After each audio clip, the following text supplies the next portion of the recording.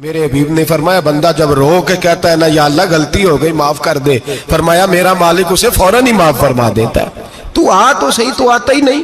سنیں بڑی پیاری حدیث، بڑی خوبصورت حدیث، کنز المال میں دیگر کتب احادیث میں ہے۔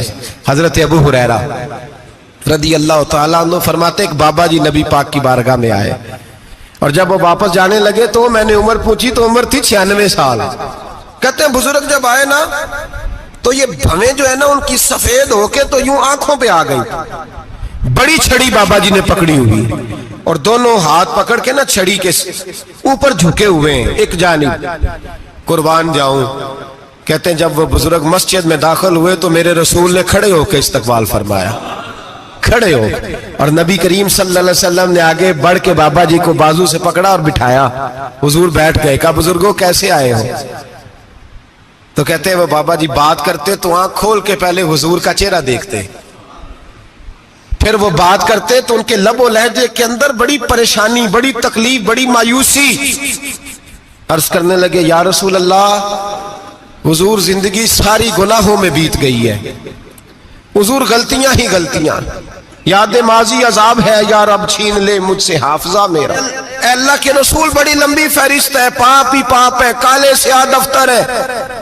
یا رسول اللہ صلی اللہ علیہ وسلم جب پلٹ کے دیکھتا ہوں حضور مجھے نیکی دکھائی نہیں دیتی۔ حضور اس عمر میں آپ کا ایک صحابی ملا ہے، اس نے بات سمجھائی ہے تو تھوڑا خیال آیا ہے، لیکن یا رسول اللہ صلی اللہ علیہ وسلم اب میرا وجود بیکار ہو گیا ہے، حضور بوڑھا ہو گیا ہوں۔ تین باتیں کہیں بزرگوں نے اور نرالی کہیں، کہنے لگے یا رسول اللہ صلی اللہ علیہ وسلم، حضور اب تو میری کمر بھی سیدھی نہیں ہوتی کہ میں نماز ہی صحیح ادا کر سکوں، بوڑھا ہو گیا ہوں۔ یا رسول اللہ صلی اللہ علیہ وسلم اب میرے اندر طاقت نہیں کہ میں محنت مزدوری کر کے صدقے اور خیرات دے سکوں۔ یا رسول اللہ صلی اللہ علیہ وسلم اب میں تلوار لے کے جہاد بھی نہیں کر سکتا، حضور نہ میں لمبی نمازیں پڑھ سکتا ہوں، آقا نہ میں صدقات و خیرات دے سکتا ہوں، محبوبہ نہ میں دین کے لیے کوئی جہاد کر سکتا ہوں، بیکار وجود ہے، بیکار۔ بیکار وجود کو تو گھر والے برداشت نہیں کرتے، بچے دعا کرتے ہیں یا اللہ ابا جی کو پردہ دے دے، اماں کو پردہ دے دے، بیکار ہو گیا ہوں اور آج آیا ہوں تو مجھ بیکار کو میرا رب قبول کر لے گا؟ آج کلمہ پڑھوں تو بیکار ہوں، کسی کام کا نہیں، نہ نماز نہ صدقات نہ جہاد، قبول کر لے گا؟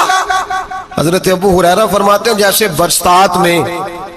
برسات میں بارش کی جھڑی لگتی ہے، یوں مصطفیٰ کی آنکھوں سے جھڑی لگ گئی، حضور کھل کے روئے، کھل کے۔ اور میرے حبیب پاک نے فرمایا بزرگوں بڑے مجاہد ہیں، دین کے لیے جہاد کرنے والے بڑے ہیں، رب کریم کو آپ کی تلوار کی اتنی حاجت نہیں، اور فرمایا اس کے خزانے کوئی خالی تو نہیں کہ آپ ہی گویا صدقہ دیں گے تو بھرے جائیں گے، اور فرمایا پھر رب کریم کی شان میں اضافہ نہیں کرتی عبادتیں، وہ تو بندے کو نفع دیتی ہیں۔ میں بزرگوں نہ آپ جہاد کریں نہ آپ صدقات دیں، لا لمبی نمازیں پڑھیں، آپ صدق دل سے آ جائیں، اللہ کے رسول کا وعدہ ہے رب آپ کو بغیر حساب کتاب جنت عطا فرما دے گا۔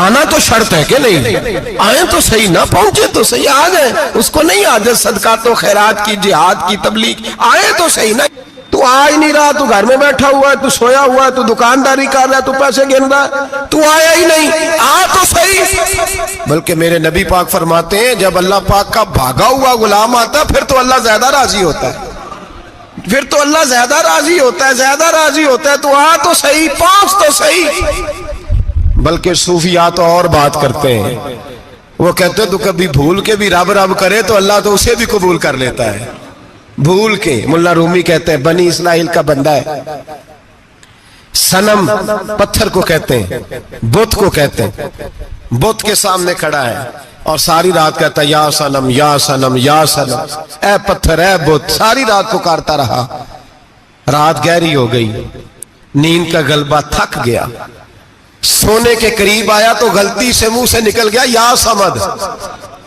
یا صنم کی جگہ نکل گیا۔ رب کریم نے فرمایا جبریل دوڑ کے جا، جو مانگتا ہے اسے دے دے۔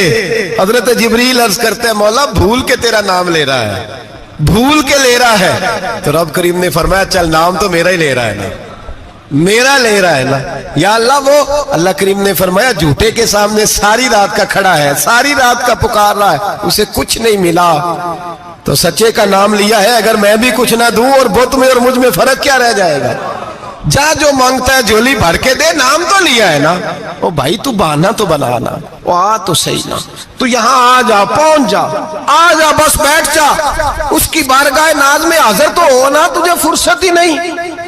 تو یاروں کے لیے ٹائم نکالتا ہے, بازاروں کے لیے ٹائم نکالتا ہے, گلیوں کے لیے ٹائم نکالتا ہے, چوکوں چوراہوں کے لیے ٹائم نکالتا ہے, ہفتے میں ایک دن ہوٹلنگ کے لیے بھی جاتا ہے, لیکن کبھی چھپ کے 2 نفلوں کی تجھے توفیق نہیں ہوتی. اور میں کئی دفعہ کہہ چکا ہوں, جس بندے کو بغیر عبادت کے رزق زیادہ ملنے لگ جائے اس پر آزمائش ہوتی ہے رب کریم کی. اللہ فرماتا ہے اس کو پیسے دو, اسے آنے نہ دینا, اس کو چل پیسے دوڑ جا.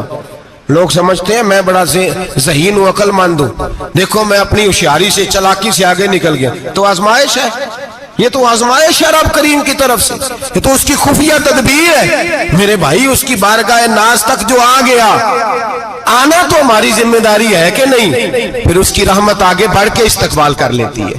اور خدا کی رحمت کتنی زیادہ ہے. میرے حبیب کریم سید عالم صلی اللہ علیہ وسلم نے فرمایا اللہ نے اپنی رحمت کے 100 حصے کیے. کتنے؟ حضور فرماتے ہیں 1 حصہ اللہ نے دنیا میں نازل کیا ہے. کتنا؟ 1 حصہ.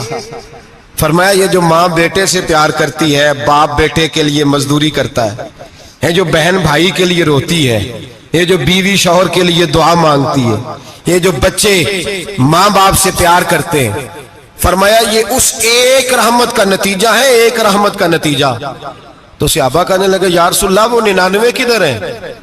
نبی پاک نے فرمایا رب کریم نے سنبھالی ہوئی ہے, قیامت کے دن تمہیں عطا فرمائے گا.